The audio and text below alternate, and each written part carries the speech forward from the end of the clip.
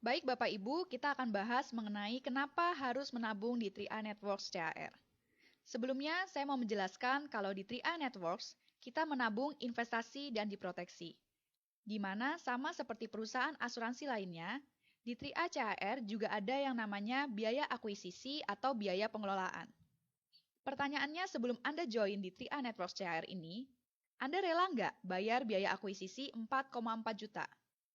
Nah, 4,4 juta ini mahal atau murah? Saya tidak akan membahas ini mahal atau murah, karena mahal atau murah itu relatif dari mana Anda melihatnya. Sekarang kita lihat dari sudut pandang nilai dan manfaatnya yang kita dapatkan. Uang kita 4,4 juta yang dipotong sebagai biaya akuisisi selama 5 tahun ini akan digunakan sebagai biaya pengelolaan uang kita sampai usia 74 tahun. Saya ambil contoh, andai di antara kita ada orang yang mulai menabung pada usia 30 tahun. Berarti uang orang tersebut akan dikelola oleh perusahaan CHR dari usia 30 tahun sampai orang tersebut berusia 74 tahun.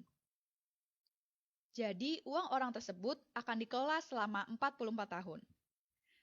Apabila orang yang menabungnya lebih muda, contoh Anda adalah orang tua yang menabungkannya untuk anak Anda yang berusia 5 tahun, berarti biaya akuisisi tersebut akan digunakan untuk mengelola uang anak Anda dari usia 5 tahun sampai 74 tahun, yakni selama 69 tahun. Anak Anda hanya membayar biaya akuisisi selama 5 tahun saja sebesar 4,4 juta. Itu murah banget. Tetapi memang kita bayar biaya akuisisinya di 5 tahun pertama.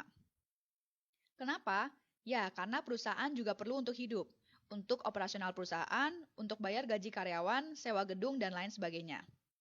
Nah, Bapak Ibu, kembali lagi apabila orang tersebut masuk usia 30 tahun, jika kita hitung dengan biaya akuisisi 4,4 juta, dibagi 44 tahun, maka satu tahunnya orang tersebut hanya mengeluarkan Rp100.000 untuk biaya pengelolaannya, atau sekitar Rp8.333 per bulan.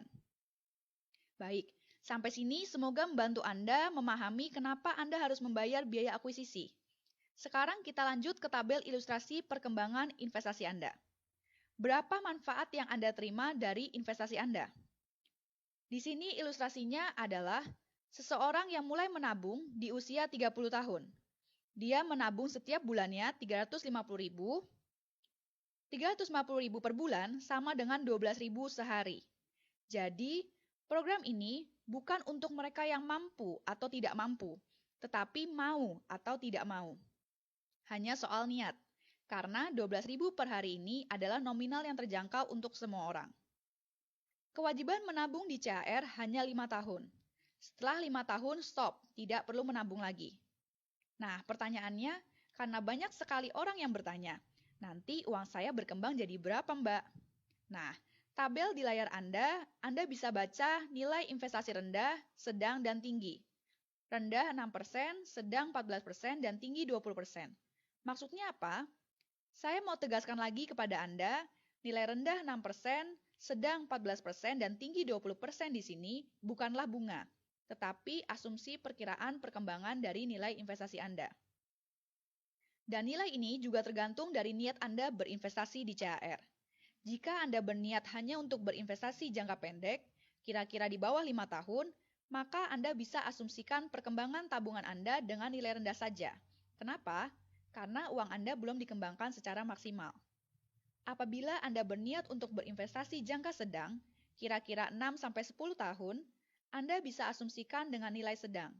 Tetapi, jika Anda berniat untuk berinvestasi jangka panjang, yakni di atas 10 tahun, Anda bisa asumsikan dengan nilai tinggi. Saya tegaskan kembali kepada Anda bahwa angka-angka yang ada di layar Anda ini bukan angka yang fix, Bapak Ibu. Karena investasi tidak pernah ada angka pasti. Tetapi tabel ini dibuat juga berdasarkan dua hal. Yang pertama, keahlian perusahaan, dan yang kedua, track record perusahaan selama ini. Mari kita lihat. Di sini seseorang memulai menabung 350.000 per bulan dari usia 30 tahun sampai 34 tahun. Selama 5 tahun saja. Kemudian stop. Di akhir tahun kelima, uang orang ini berkembang menjadi berapa? Nah, di layar Anda bisa kita lihat jika uangnya berkembang secara asumsi rendah. Seperti kita ingat tadi, modal uang kita 21 juta setelah dipotong biaya akuisisi 4,4 juta, sisanya 16 juta sekian. Itu adalah modal awal kita yang kemudian dikembangkan menjadi investasi. Setelah 5 tahun, uang orang tersebut berkembang menjadi 17 juta sekian. Itu jika perkembangannya rendah. Kalau perkembangannya sedang, berkembang menjadi 21 juta sekian. Tetapi jika perkembangannya bagus, itu berkembang menjadi 24 juta sekian. Tapi karena ini masih jangka pendek, maka saya mengajak Anda untuk berasumsi yang rendah saja, yakni 17 juta sekian. Nah, di tahun ke-10 perkembangannya menjadi berapa? Karena ini termasuk jangka menengah atau sedang, saya mengajak Anda untuk berasumsi yang sedang saja, yakni 38 juta sekian. Tapi, apabila orang ini mulai menabung usia 30 tahun dan serius komit untuk menggunakan dana tabungan ini sebagai modal dana pensiun atau tabungan hari tua, dan baru akan diambil saat dia berusia 55 tahun, mari kita lihat. Saat dia berusia 55 tahun, diperkirakan uangnya berkembang menjadi berapa? Nah, karena ini sudah termasuk jangka panjang, maka kita asumsikan perkembangannya bagus, yang tinggi, yakni uangnya berkembang menjadi 1 miliar lebih. Suatu perkembangan yang luar biasa, bukan? Tetapi sekali lagi saya tegaskan, angka 1 miliar ini bukan angka yang pasti. Hasilnya bisa lebih kecil dari 1 miliar, bisa juga lebih besar dari 1 miliar. Nah, kita berandai-andai.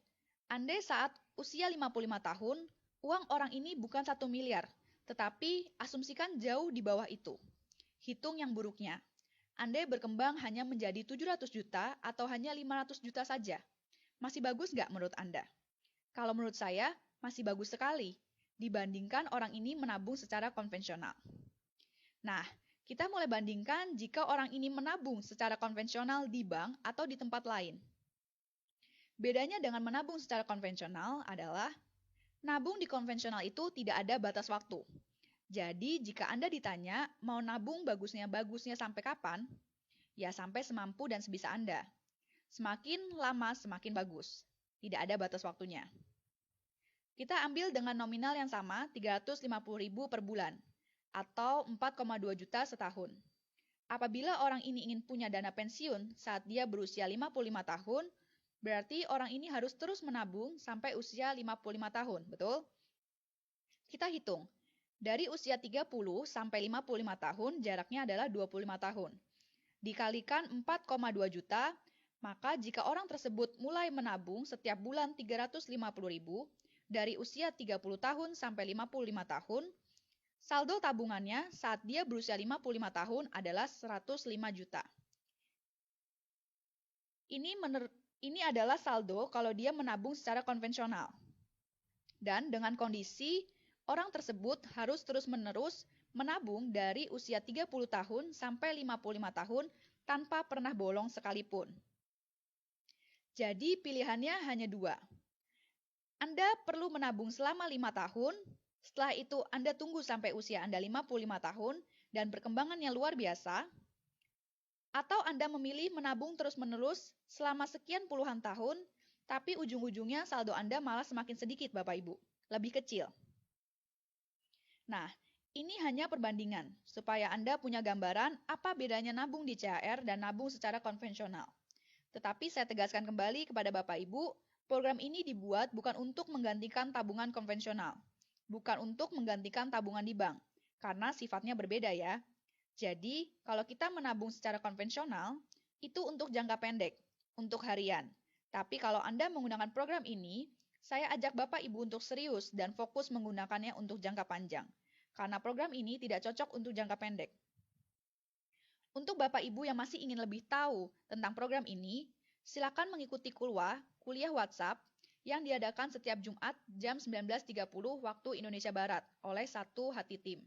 Acaranya gratis, hanya melalui WhatsApp saja, bisa disimak sambil santai di rumah. Caranya cukup hubungi orang yang mengirimkan video ini kepada Anda, karena orang tersebut punya akses untuk mendaftarkan Anda ke dalam kuliah. Semoga bermanfaat dan salam sukses Satu Hati.